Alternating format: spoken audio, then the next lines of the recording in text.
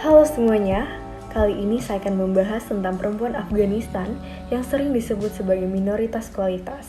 Disebut demikian bukan karena jumlah mereka yang sedikit, tetapi karena hak dan peran mereka yang sangat terbatas sehingga posisi mereka tersisihkan dalam masyarakat. Kita akan membahas di profil perempuan Afghanistan. Perempuan Afghanistan umumnya berbicara dalam dua bahasa utama, yaitu Dari dan Pashto.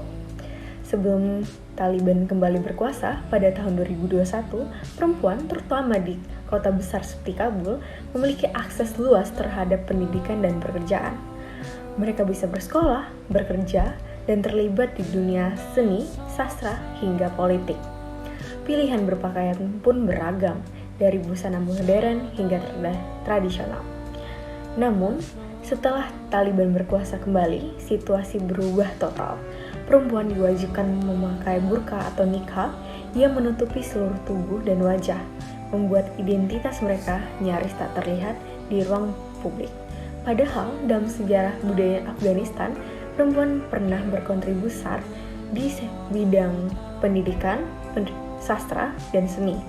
Sayangnya, sistem patriarki yang kuat serta kebijakan politik yang diskriminatif membuat ruang gerak mereka semakin terbatas.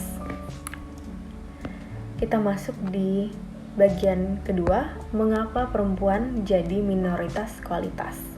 Jadi, perempuan di Afghanistan disebut minoritas kualitas karena mereka hidup dalam sistem sosial yang membatasi potensi mereka. Pada era 1960-an sampai 1990-an, perempuan masih memiliki hak untuk bersekolah tinggi, bekerja, bahkan ikut berpolitik. Namun, sejak Taliban pertama kali berkuasa pada akhir 1990-an, semua hak itu dihapus atas dasar moral dan agama. Secara budaya, masyarakat Afghanistan sangat patriarkal. Laki-laki dianggap sebagai pemimpin dan pengambil keputusan, sementara perempuan dipandang hanya sebagai penjaga kehormatan keluarga. Ketika Taliban kembali berkuasa pada tahun 2021, pandangan konservatif ini dijadikan aturan negara. Perempuan dilarang bersekolah, bekerja, dan tampil di ruang publik. Mereka disebut minoritas kualitas bukan karena kurang kemampuan, tetapi karena sistem politik budaya yang tidak memberikan kesempatan mereka untuk berkembang. Kita masuk di bagian bentuk diskriminasi yang dihadapi perempuan-perempuan di Afghanistan. Diskriminasi terhadap perempuan di Afghanistan terlihat di hampir semua aspek kehidupan, mulai dari pendidikan, pekerjaan, hingga kebebasan pribadi. Pertama, di bidang pendidikan.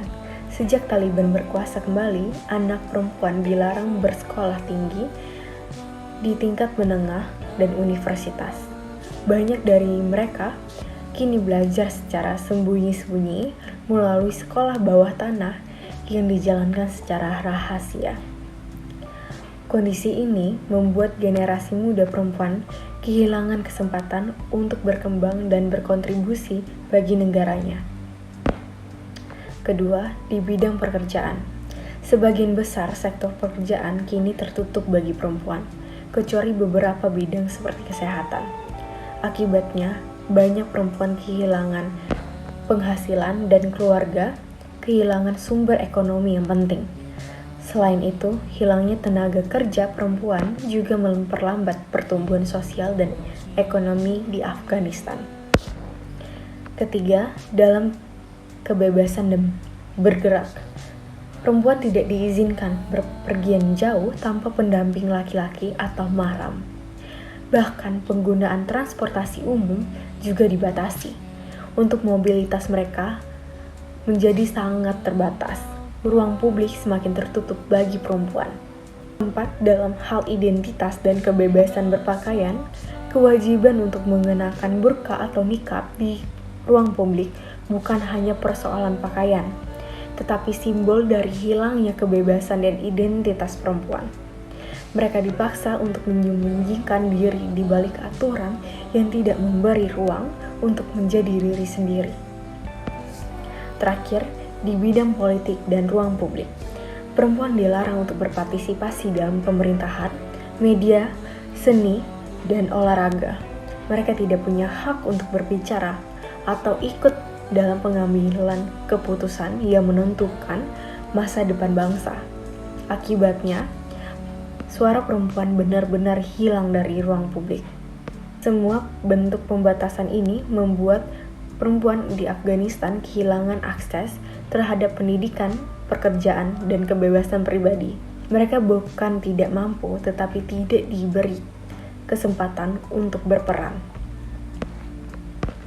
Kita masuk dari bagian peran negara dan pemerintahan dalam diskriminasi perempuan.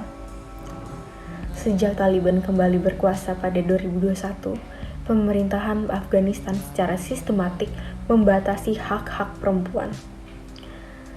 Akses ke pendidikan menengah dan tinggi ditutup, kesempatan bekerja dibatasi, dan aturan berpakaian serta mobilitas dikontrol ketat. Negara yang seharusnya melindungi justru menjadi pelaku utama diskriminasi. Tidak ada kebijakan untuk memperbaiki kondisi ini. Justru larangan baru terus diberlakukan. Perempuan dikeluarkan dari jabatan publik dan kehilangan hak untuk menentukan arah kebijakan. Masalah ketimpangan gender di Afghanistan bukan hanya persoalan budaya, tetapi hasil dari sistem politik yang menindas. Selama kebijakan seperti ini tetap berjalan, perempuan di Afghanistan akan terus berada dalam posisi yang tidak setara. Kesimpulannya, perempuan Afghanistan adalah minoritas kualitas, bukan karena jumlah mereka yang sedikit, tetapi karena hak dan kesempatan mereka dibatasi. Dari kondisi ini, kita belajar bahwa kesetaraan gender tidak bisa terwujud tanpa dukungan kebijakan yang adil dan berpihak pada perempuan. Perjuangan perempuan Afghanistan adalah simbol kekuatan yang teguh di tengah penindasan. خداوند از این فرایض دختر هست نمیکرد ما هیچ فرق نمیشیم که بچه هستیم من نمیفهمم بسیار زیاد ناراحت حتی از بودن خود در دنیا دیگه پشیمان هستیم کاش هیچ نمی بودیم در دنیا اصلا اون در ملت ارزش نداریم حیوانات خود سر میتونن سر خود برن دارای خود ادامه بدن حتی بخورن بنوشن ما اجازه و شمیدن نداریم